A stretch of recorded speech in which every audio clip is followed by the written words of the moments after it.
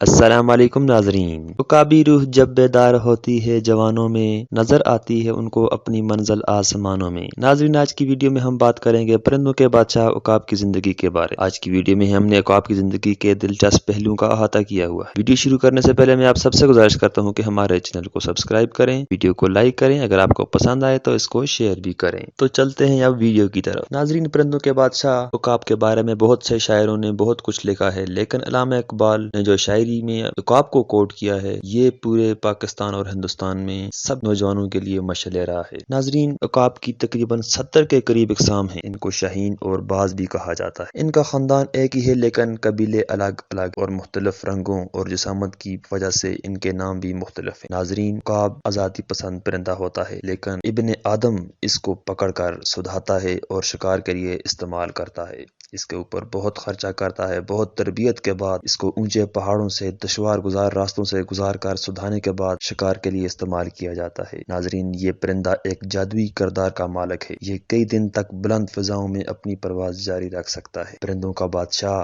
عقاب سب سے بڑا گھونسلہ بنانے والا پرندہ ہے۔ اس کا گھونسلہ پہاڑوں کی چوٹیوں پر ہوتا ہے، جہاں پر پہنچنا دوسرے پرندوں اور انسان کے لیے بہت زیادہ مشکل کام ہوتا ہے۔ ناظرین، عقاب کا وزن جو نارمل عقاب ہوتا ہے 4 سے 8 کلو تک اس کا وزن ہوتا ہے، اور مادہ کا وزن اس سے بھی زیادہ ہوتا ہے۔ ناظرین، عقاب بلند ترین فضا میں سفر کرتا ہے اور پرندوں میں سب سے اونچی اڑان بھرنے والا پرندہ ہے۔ اس کی فلائٹ سب سے زیادہ ہائیسٹ الٹیٹیوڈ پر ہوتی ہے۔ ناظرین، عقاب کی نظر انسان کے مقابلے میں کئی گنا زیادہ تیز ہوتی ہے۔ یہ اپنے شکار کو 3.2 کلومیٹر تک فوکس کر سکتا ہے فضا میں۔ یہ مچھلیوں کو پکڑتا ہے، ہرن، بھیڑ اور دوسرے پرندوں کا شکار کرتا ہے۔ ناظرین، عقاب صرف تازہ خوراک کھاتا ہے۔ یہ مردار اور باسی شکار نہیں کرتا۔ یہ طوفانوں سے لڑتا ہے اور آندھیوں میں یہ اونچی پرواز بھرتا ہے۔ اس کی نظر اتنی تیز ہوتی ہے کہ یہ پانی کے اندر سے مچھلی نکال لیتا ہے، کچھوے کو شکار کرتا ہے، ہرن کو شکار کرتا ہے۔ سب سے بڑا جو اس نے شکار کیا ہے وہ ہرن کا شکار کیا ہے۔ ناظرین، یہ آندھیوں اور طوفانوں سے لڑنے کی وجہ سے علامہ اقبال نے کہا تھا،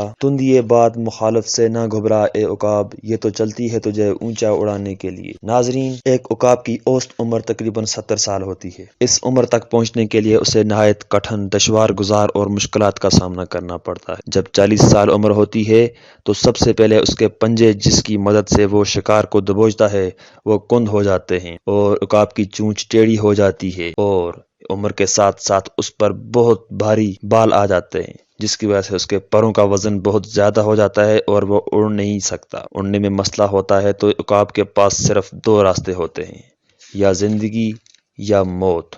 پہلا راستہ موت کو تسلیم کرنا یا ہمت ہار لینا ہوتا ہے، اور دوسرا راستہ ہوتا ہے کہ 150 دن کی محنت، یعنی کہ 5 مہینے کے لیے اس کو پہاڑوں میں گزارا کرنا ہوتا۔ عقاب ہار نہیں مانتا، وہ 50 دن کی محنت کے لیے اپنے آپ کو تیار کرتا ہے۔ وہ پہاڑوں میں چلا جاتا ہے اور اپنی چونچ کو پتھروں پہ مار مار کر اسے توڑ دے۔ جب نئی چونچ نکلتی ہے تو اس کی مدد سے وہ اپنا ایک ایک ناخن اکھیڑ دیتا ہے۔ جب نئے ناخن نکلتے ہیں تو وہ ناخنوں اور چونچ کی مدد سے اپنے پروں کے بال اکھاڑ کر پھینک دیتا ہے۔ اس طویل عرصے میں اسے 5 مہینے لگتے ہیں۔ وہ 5 مہینے بعد پہاڑ سے نئی پرواز بھرتا ہے، نئے پروں کے ساتھ، نئی چونچ اور نئے پنجوں کے ساتھ۔